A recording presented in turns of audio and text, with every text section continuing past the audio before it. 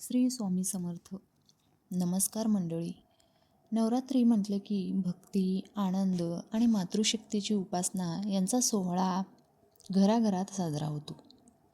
नवरात्रीची सुरुवात घटस्थापनेपासून झाली आहे आणि अखेरच्या दिवशी घटविसर्जन करून आपण देवीला निरोप देतो.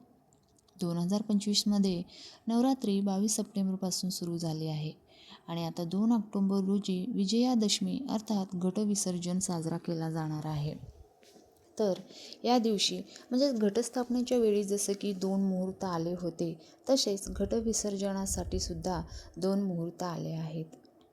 पहिला मुहूर्त आहे या दिवशी सकाळी 6:15 ते 8:37 या वेळेत दुर्गा विसर्जनाचा शुभ मुहूर्त आहे. तर दुसरा मुहूर्त आहे दुपारी 2:09 ते 2:56 या वेळेत विजय मुहूर्त मानला जातो.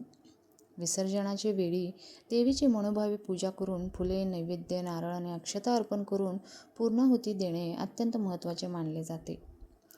त्यानंतर कलश किंवा घट शांत पाण्यात विसर्जित केला जावा.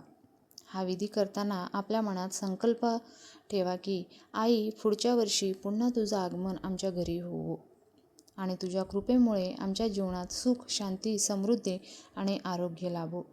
घटविसर्जन ही केवळ धार्मिक परंपरा नसून ती देवीप्रती कृतज्ञता व्यक्त करण्याची आणि नव्या उमेदीने जीवन जगण्याची प्रेरणा आहे.